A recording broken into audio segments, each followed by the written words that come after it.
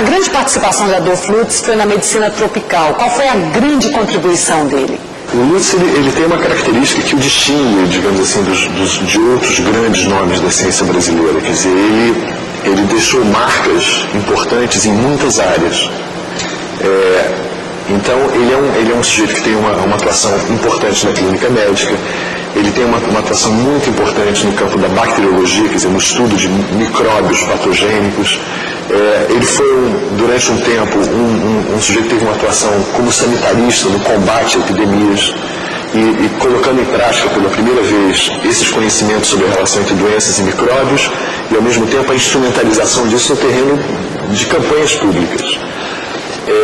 Você falou em medicina tropical, quer dizer, isso traz à tona a problemática de transmissão de doenças por parasitos que têm outros hospedeiros, que podem ser mosquitos, podem ser caramujos, podem ser até mesmo outros mamíferos vertebrados, como por exemplo os porcos que alojam parasitos que passam para o homem.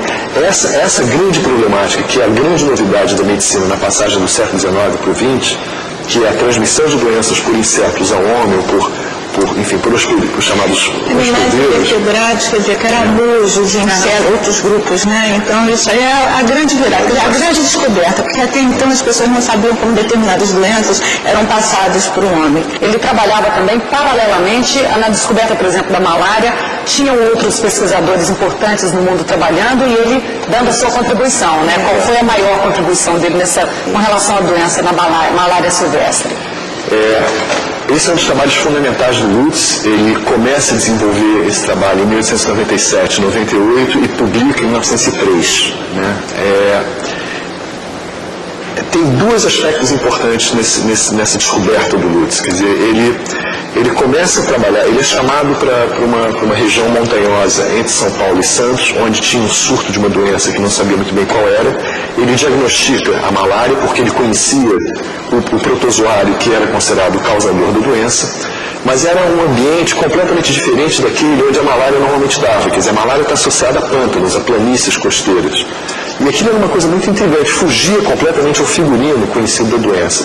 Então ele identifica a presença da malária entre os trabalhadores que estavam envolvidos na construção da ferrovia que passava por essa região montanhosa, de florestas, né, da Mata Atlântica, e tem imediatamente a sua atenção atraída por um inseto sugador de sangue. Ele estabelece hipoteticamente a correlação entre esse inseto, esse mosquito, que vivia nas bromélias, e uma malária que não era malária conhecida, né? E ele estabelece essa relação exatamente no momento em que os ingleses e os italianos estão demonstrando a relação entre a malária das aves e a malária humana com mosquitos transmissores do grupo dos Culex e dos Anófilis. Quer dizer, o Lutz está em perfeita sintonia com esse movimento que vai dar origem, quer dizer, é o marco fundador da chamada medicina tropical.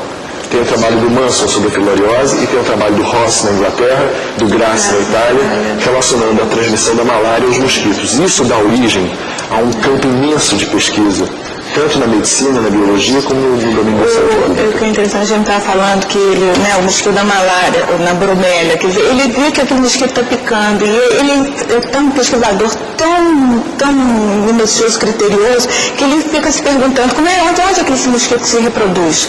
Então ele vai em busca daquela e consegue descobrir que é nas bromélias, que é um fato novo que ele é contestado depois pelos americanos e tem uma polêmica enorme, uma controvérsia em relação a isso. Quer dizer, ele acabou se confirmando.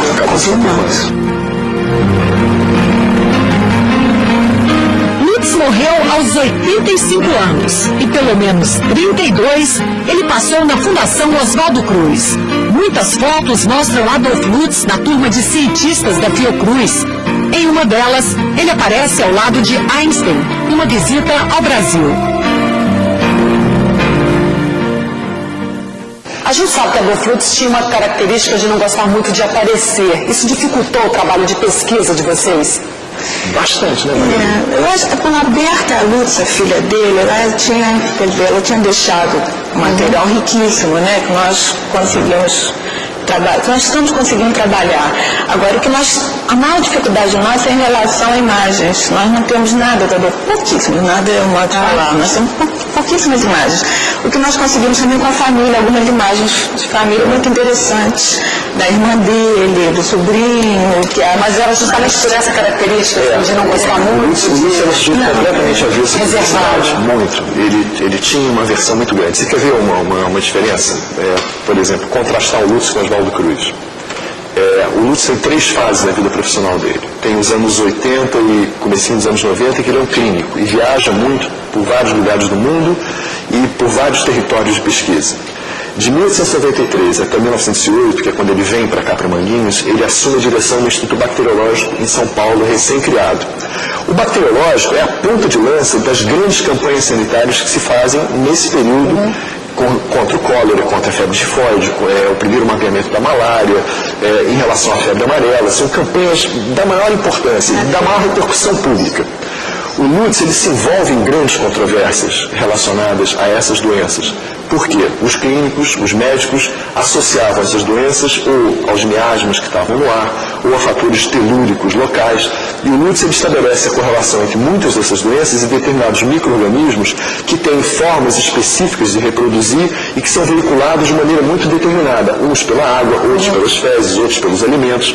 Então, cada doença, cada correlação entre doença e micro-organismo pressupõe um certo conjunto de ações para serem eficazes.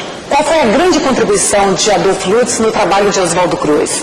Eu acho que foi a consolidação desse campo da medicina tropical aqui no Instituto fundado por Oswaldo Cruz. Porque o Lutz, quando ele chegou aqui como chefe de serviço da zoologia médica, ele formou um grupo que ele não tinha discípulos direto, mas ele consolidou a área da entomologia, ele consolidou a área da parasitologia aqui dentro.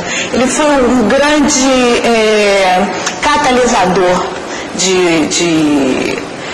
de nomes, porque todos eles estavam relacionados, se correspondiam, tinham ele como referência. Eu acho que o Adolf Lutz, nesse sentido, ele foi fundamental para a vida no Instituto da Medicina Tropical, para o estabelecimento dessa disciplina científica aqui dentro. Por que o trabalho de Adolf Lutz não foi tão divulgado, ele não teve tanta publicidade quanto Carlos Chagas e Oswaldo Cruz? Por um lado, por essas características de personalidade, essas idiosincrasias, como se diz, né? Por outro lado, eu acho que por uma questão conjuntural. O Oswaldo Cruz é o grande construtor de instituições, é o grande dirigente de saúde pública. É ele quem vai viabilizar a transformação de um laboratóriozinho feito para fabricar soro e vacina contra a peste bubônica nessa coisa fantástica que é Manguinhos, que atua na pesquisa de medicina humana, atua na veterinária, produz vacinas, praticamente, na verdade, inaugura o ensino dessas novas disciplinas ligadas à bacteriologia, medicina tropical. Isso requer um talento de engenharia institucional que o Oswaldo Cruz tinha. Essa passagem do modesto laboratório para essa instituição fantástica, quer dizer, ele faz num contexto muito particular, que é a reforma urbana do Rio de Janeiro, a campanha contra a febre amarela, que dá muita visibilidade tanto a ele quanto à instituição, mas o que garante realmente a legitimação desse projeto, que já estava em andamento, a construção desse fantástico castelo, da cavalariça, de várias outras instalações físicas aqui dentro, que foram feitas pelo Oswaldo Cruz, a revelia do Congresso, a revelia da presidência do Executivo. O que garantiu isso, de certa maneira, foi uma descoberta que permitiu que o Instituto dos Manguinhos, que já era conhecido, mas que ele se tornasse mundialmente conhecido. Quer dizer, a descoberta da doença de Chagas, uma doença nova, causada por um tripanossomo, por um novo mecanismo de transmissão inteiramente novo, isso foi, digamos assim, o passaporte que permitiu à instituição ganhar uma visibilidade internacional fabulosa. Então, isso projeta o Chagas. O Chagas, de certa maneira, vira uma coisa tão emblemática quanto foi o Oswaldo Cruz. O Oswaldo Cruz era o emblema do saneamento do Rio de Janeiro. O Chagas era o emblema, entendeu, assim, do reconhecimento internacional da ciência brasileira. E o Chagas tinha uma habilidade, ele tem uma habilidade quase equivalente do Oswaldo Cruz, como dirigente de instituição, como sujeito que ele tem um lado, digamos assim, de relacionamento com o público, né, de bom vivant, entendeu, muito mais destacado do que o Lutz. O Lutz é um sujeito que é trazido para cá, no auge dessa transformação, e essa transformação está muito relacionada à ciência alemã, são os cientistas alemães que o Oswaldo Cruz traz para Manguinhos, e que são os caras já calejados, já experientes, que vão se associar aos meninos que eles tinham trazido. O corpo de cientistas de Manguinhos eram rapazes recém-formados, todos com 20 e pouquíssimos anos, inexperientes. Então são esses cientistas alemães e o Lutz, que era um dirigente de uma instituição conhecida em São Paulo, que vão ser os caras que vão formar essa nova geração de pesquisadores, inclusive Charles.